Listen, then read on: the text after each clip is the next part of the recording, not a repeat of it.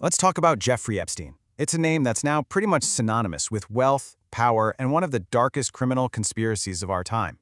But how on earth did he build his empire? We're going to break it all down, and you're going to see that the whole thing was built on a foundation of secrets. The epicenter of this whole story? A private island in the Caribbean. To the public, it looked like paradise. But what court documents and investigations have now shown us is that behind those high-security walls, a horrific network of human trafficking and sexual exploitation was operating, basically in plain sight. For years, the world just knew him as this billionaire financier, a fixture in elite social circles. But his real business? That remained completely hidden. And this leads us to the central question of this entire unbelievable story. Who was the real Jeffrey Epstein? To even begin to understand, we have to go to that island. It had all the trappings of extreme wealth: helipads, guest houses, a private dock, and this fortress-like security. But what was critically missing from this private little kingdom was any sense of law, consent, or justice. This slide just captures the deception perfectly, doesn't it? On the surface, you see luxury and security. But the reality, as we now know, was a place where young girls were lured with false promises, only to be trapped. This wasn't just a private island, it was a space engineered to operate completely outside the law. Then, in 2019, the story just exploded into public view with Epstein's arrest on federal sex trafficking charges. But any hope for a public trial and some clear answers, well, that vanished when he was found dead in his jail cell. His death didn't end the story, it just added another, really thick layer of mystery.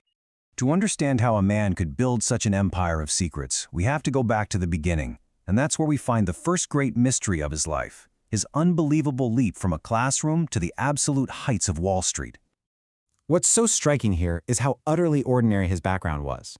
Born in Brooklyn to a middle-class family, he dropped out of college and had absolutely no formal training in finance. This isn't just unusual for a Wall Street billionaire, it's practically unheard of. And then, the leap. In the early 70s, he's teaching at an elite private school, which was his first exposure to the wealthy. Then, in 1976, something changes. With no degree and no experience, he suddenly lands a job at a top investment bank. Just 4 years later, he's launched his own firm, a private money manager to the ultra-rich. This is the fundamental question that has puzzled investigators ever since. How did a man with no credentials, no degree, and no track record make such an impossible jump? It's the first major anomaly in a life that was absolutely full of them. And that brings us to the second great puzzle.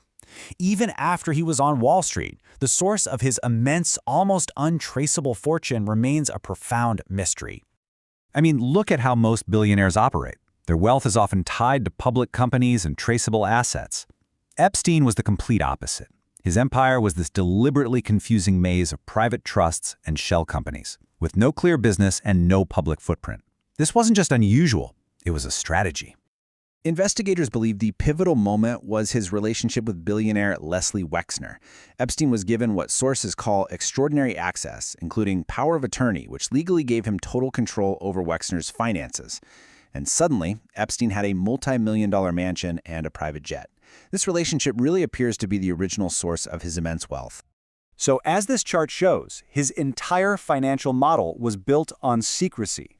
The opaque trusts and private partnerships weren't just financial tools, they were a shield. They were specifically designed to make it impossible for anyone to trace where the money was coming from and where it was going. And as investigators dug deeper, it became clear his real business wasn't managing money at all. It was managing connections, access, and information for the powerful. He wasn't just a financial advisor, he was a power broker. His real currency wasn't dollars, it was introductions. He connected politicians to billionaires, scientists to donors. He made himself the indispensable man in the middle. And he operated from a very clear playbook. Notice the steps here. He targeted clients who needed privacy, used non-transparent companies to obscure everything, and conducted all business in private jets and mansions. The final step was key. By controlling access and introductions, he made himself the essential and very dangerous man in the middle. So when you assemble all these pieces, the mysterious career leap, the untraceable money, the focus on connections, you realize that secrecy wasn't just a part of his business, it was his entire business. And here is the most crucial takeaway. What Jeffrey Epstein was really selling was a world without rules.